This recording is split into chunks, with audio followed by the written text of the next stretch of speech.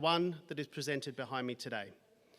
Images of waste infiltrating our oceans, our waterways, and our natural environment. And as our population grows, we know the problem is only going to get worse unless we have the ability to solve that problem. Given CCEP is the largest beverage manufacturer in the country, and given we hold a unique position in the fabric of PNG society, we take our responsibility seriously to be the driver for the change that needs to happen. The last thing that we want to see is our packaging ending up in the beautiful and pristine Papua New Guinea environment. So the question that we've posed to ourselves is, what options do we have to be the solution to this problem? We've used our global reach.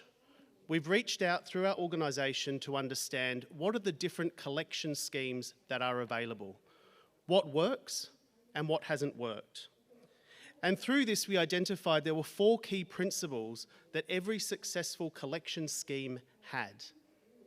These principles were, firstly, we needed to provide some form of incentive. You need a monetary ability to give to someone to encourage them to pick up the material, to collect the material, and to bring that material to us. Second, you needed convenience. You needed to ensure that the returning of material fit into people's day-to-day lives. Thirdly, you needed to have accessibility. Interacting with the scheme needed to be easy, it needs to be quick, and it needs to be efficient. And lastly, you need motivation. And that motivation needs to be bigger than just the monetary motivation that initially is provided through the incentive.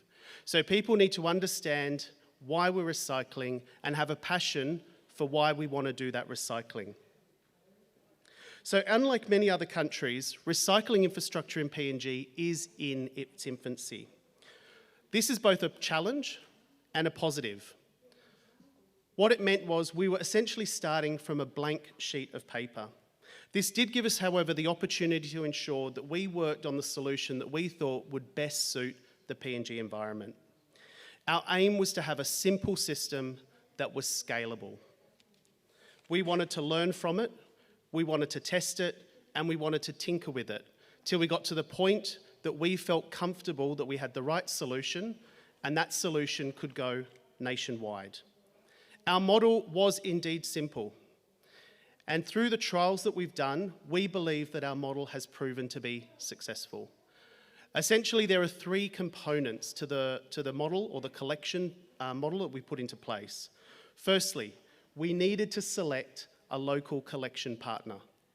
This partner needed to have skill in the distribution, the collection, and payments for recyclable material. In addition to this, we also needed them to have national or near national reach. And the good news is we found this partner in Brannis Recycling, which have their head office based here in Port Moresby. Once we selected our national partner, we then needed to go out and find an international partner.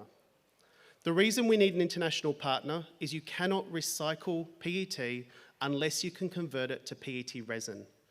And there is no ability at this point in time to make PET into PET resin within PNG.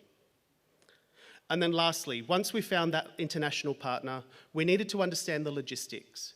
We needed to understand how best to get the material from PNG in a cost and carbon efficient manner to that third-party recycler overseas.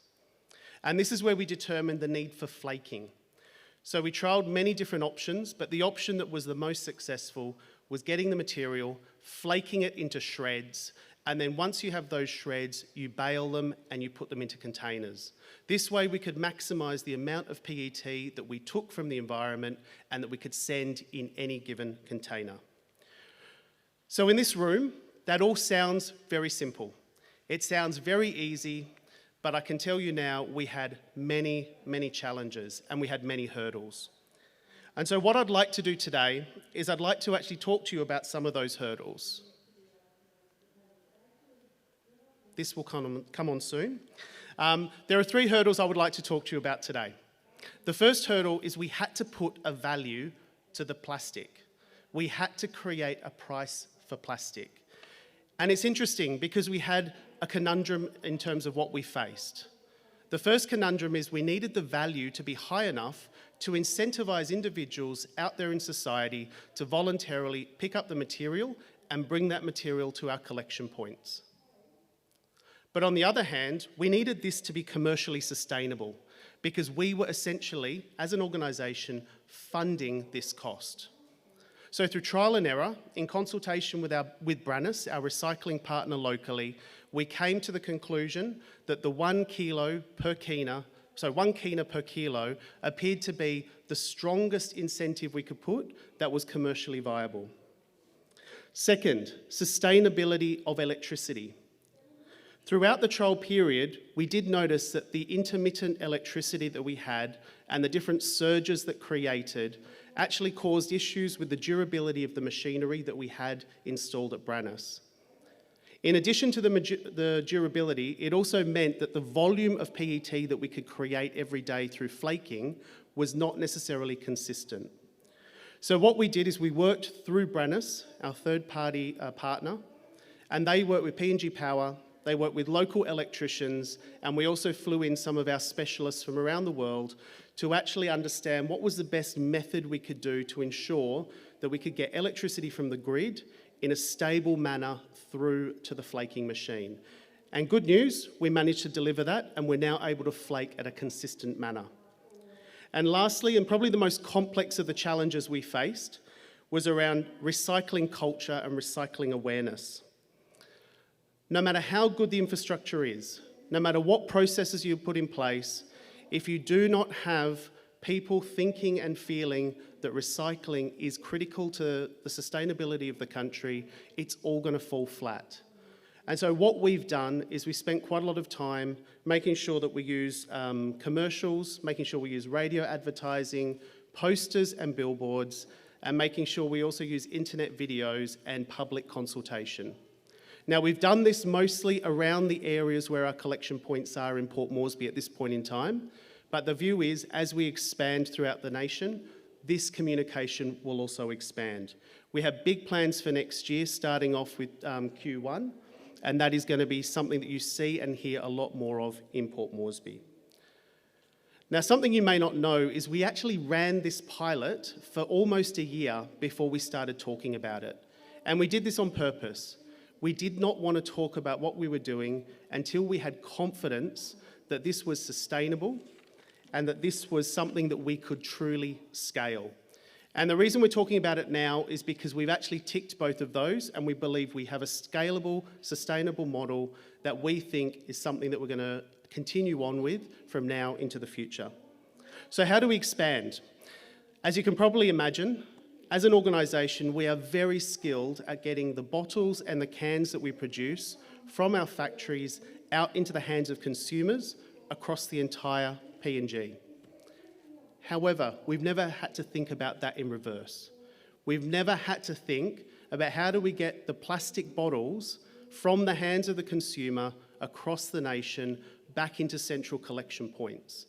And that was a paradigm shift that we needed to start changing, and we needed to start to have that thinking so that we could actually understand what was the routes that we needed to do and how did we bring that PET plastic back. Our plans are to focus on Port Moresby, and we have launched it officially about 4 or 5 months ago here. We're still learning, we're still evolving, but we chose Port Moresby because we felt we had the greatest control here in Port Moresby. We believe next year we're going to be in a position to expand it to Lae. We're then going to expand it to Hagen, and then finally we're looking at expanding it to Coca-Cola and NGI.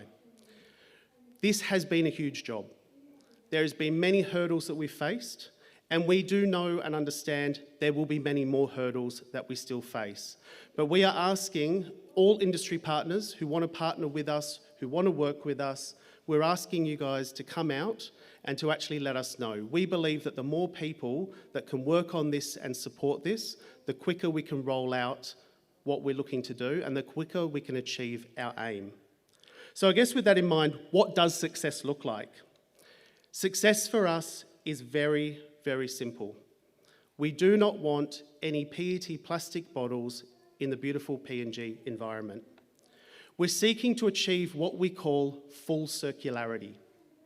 That means for every bottle we put out there into society, after it's been used, after the product's been consumed, we want to get that bottle, bring it back, we want to recycle it, and then we want to turn it into another bottle that they then put back out into society once again with our products.